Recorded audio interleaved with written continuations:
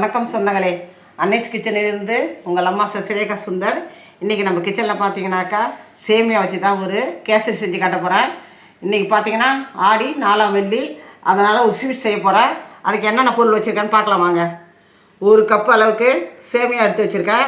இது பார்த்தீங்கன்னா அணில் சேமியா, ரொம்ப நைஸாக தான் இருக்குது. இது ரொம்ப திக்கானதாக இருந்தால் அதுக்கு தகுந்த மாதிரி நம்ம தண்ணி சேர்க்கணும். இந்த மாதிரி நைஸாக இருந்தால் அதுக்கு தகுந்த மாதிரி நம்ம தண்ணி சேர்க்கணும். சர்க்கரை பார்த்தீங்கன்னாக்கா 3/4 கப்பு.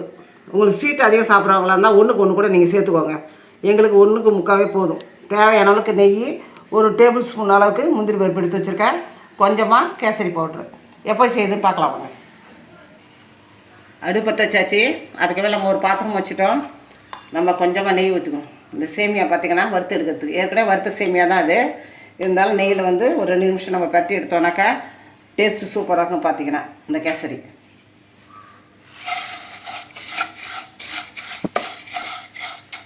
2 நிமிஷம் பார்த்திங்கன்னா நல்லா பட்டியாச்சு. வேறு ஒரு பிளேட்டுக்கு நம்ம மாற்றிக்கலாம். இந்த கிணத்துல பார்த்திங்கன்னா 1 கப் அளவுக்கு நம்ம சேமியா எடுத்தோம். இப்போ நம்ம 2 கப் அளவுக்கு நம்ம தண்ணி சேர்க்கணும். இதில்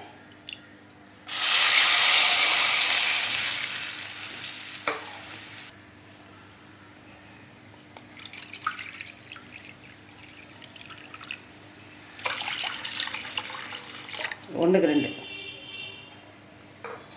சிட்டிக்கை சால்ட் இதில் போட்டுக்கலாம். அதே மாதிரி பார்த்திங்கன்னா ஃபுட் கலர் கொஞ்சமாக இதில் ஆட் பண்ணிக்கலாம்.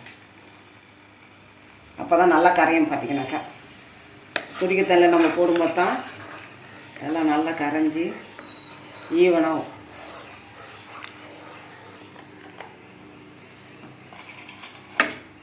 தண்ணி நல்லா கொதிச்சதால் நம்ம இப்போ சேமியா இதில் ஆட் பண்ணிக்கலாம். இந்த வறுத்த சேமியாவை நம்ம இதில் ஆட் பண்ணணும். மீடியம் ஃப்ளேமில் வைக்கணும். மீடியம் ஃப்ளேமில் வச்சு நம்ம மூடி போட்டு இதை ஒரு 5 நிமிஷத்துக்கு நம்ம வேக வைக்கணும். நடுவில் பார்த்திங்கன்னா நம்ம கிண்டி விடணும். மீடியம் ஃப்ளேமில் வச்சாச்சு அடுப்பை. இப்போ மூடி போட்டுக்குவோம். ஒரு 2 நிமிஷத்துக்கு ஒரு கிண்டி பார்த்துட்டு நல்லா வெந்ததும் அதுக்கப்புறம் தான் சுகர் ஆட் பண்ணணும். இதில் 5 நிமிஷம் ஆச்சு. நடுவில் ஒரு தடவை நான் கிண்டி பார்த்துட்டேன். நல்லா வந்துடுது. பார்த்திங்களா, சூப்பராக வந்துடுச்சு. இப்போ நம்ம சர்க்கரை ஆட் பண்ண வேண்டியதான்.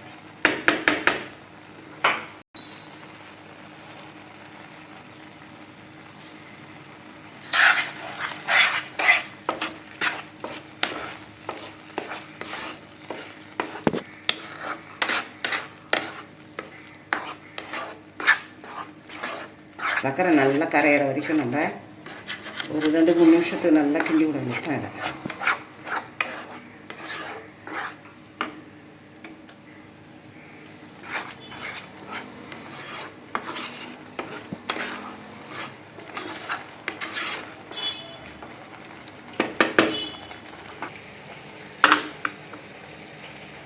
கரண்டியில் பார்த்திங்கன்னா முந்திரி பருப்பு வறுக்கிற அளவுக்கு நெய் ஊற்றிருக்கேன்.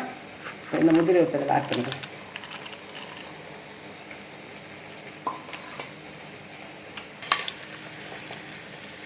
பார்த்திங்கன்னா நல்லா சேர்ந்துடுச்சு. இப்போ நம்ம அந்த கேசரியில் போட்டு வேண்டியதுதான்.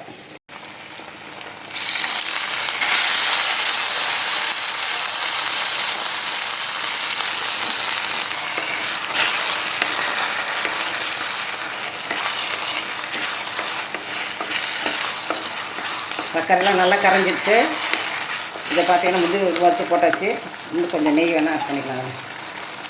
நெய் நம்ம அதிகமாக ஊற்றும் போட்டா டேஸ்ட்டு சூப்பராக இருக்கும். பார்த்திங்கன்னா இப்போ கேஸ் ஆஃப் பண்ணிவிட்டு வேறு ஒரு பிளேட்டுக்கு உங்களுக்கு மாற்றி காட்டுறேன். நம்ம அன்னைஸ் கிச்சனில் பார்த்திங்கன்னா 4ஆவது ஆடி வெள்ளியை முன்னிட்டு சேமியா வச்சு நம்ம கேசரி செஞ்சுருக்கோம். இது சூப்பராக வந்துருச்சு நமக்கு. இது பார்த்திங்கன்னா 1க்கு 3/4 தான் நம்ம சர்க்கரை சேர்க்கணும். நீங்கள் ரொம்ப சர்க்கரை சேர்த்திங்கன்னா ரொம்ப தித்திப்பு அதிகமாகிடும். ஆனால் 1 பங்கு சேமியாவுக்கு பார்த்திங்கனாக்கா 3/4 பங்கு சர்க்கரை சேர்க்கணும். 1க்கு 2 தண்ணி சேர்த்தா போதும். இதுவே இந்த அளவுக்கு நல்லா வரும். பார்த்திங்கனாக்கா இதே அளவில் நீங்கள் செஞ்சு பார்த்தாலே எனக்கு கமெண்ட்ஸில் சொல்லுங்கள். லைக் பண்ணுங்கள், ஷேர் பண்ணுங்கள், கமெண்ட் பண்ணுங்கள். மறக்காமல் என்னுடைய அன்னைஸ் கிச்சனுக்கு சப்ஸ்கிரைப் பண்ணுங்கள். தேங்க்யூ.